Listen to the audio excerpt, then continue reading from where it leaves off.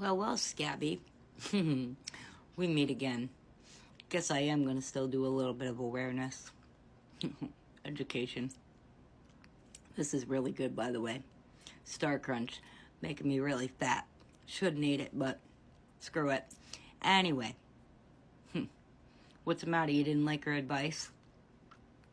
She was giving good advice. Kids are very expensive. Extremely expensive. And they're great to have when you can handle them and you know how to parent them, which you can't do either of. And you can't afford them.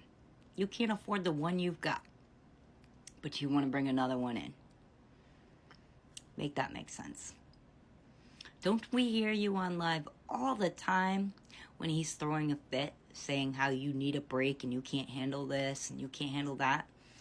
Your first one's out of control. Don't you think you'd want to get that one under control before you even think about having another one? I would think hefty parenting classes would do you a little bit of justice.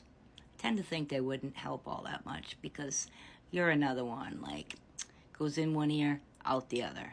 You don't want to hear nothing that anybody's got to say. It's your world, and that's it.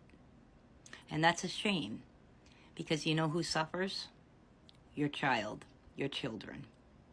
You see, your son could be a brilliant, fun-loving, well-behaved child with the right tools at home.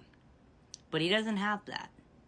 He has an unstructured, unhealthy living environment. One where his parents scream bloody murder, not thinking twice that their son's asleep or trying to be asleep in the bedroom. You have a son that lives in a home where it's okay that he stays at the neighbor's house and doesn't come home for dinner because you can just feed him a Pediasure. Love that one. And you have a son that can bite you, kick you, punch you, pinch you, and you'll either do the same back to him or laugh it off. You have a son whose mom is literally on her phone all day and all night long, not paying attention to him. You see, at 3 years old, children need a lot of love and attention. They need guidance. They need structure. They need routines. Your son should be getting up at a certain time, going to bed at a certain time, having dinner every night at the table with his family.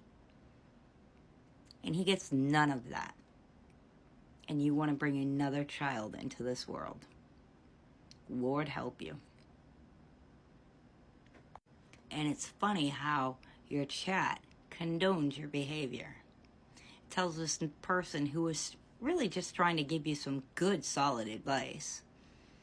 Tells her how it's none of her business and rude as AF. And then you quickly shut that live down. The battle or whatever. Kicked her out of the box.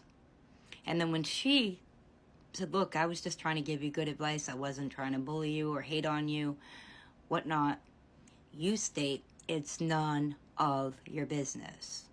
Well then, Gabby, don't make it our business. Don't record every damn conversation you have or every thought that goes on in your head or every action that you do. I mean, we know everything about your life, right down to when you're not feeling good or it's in your head that you've hurt yourself. We know every time you go to the ER. We know every time you are short on bills. We know every time you and your husband have relations. We know every time you guys fight. We know every time Cam acts up. We know everything about Cam's schooling and his doctor visits and this and that, which is unbelievably crazy to me that you would even give out that kind of information about your child, who, by the way, isn't old enough to give you permission to give that information out. That right there should be a crime. You're basically doxing his health information before he even has a chance to know what you're doing. And again, you want to bring another child into this world.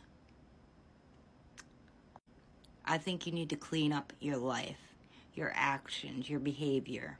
your mental state, your relationship state, your parenting skills, and so much more before you ever bring another innocent child into this world. Could you change and be all that I'm saying? Absolutely. But it's going to take a lot of work and a lot of self-reflection. And it's not easy to do self-reflection. You have to do it once in your life. I've had to do it. It's not fun to look back on the mistakes we've made or the things we need to change. But it's whether you do it or not that makes you a good person.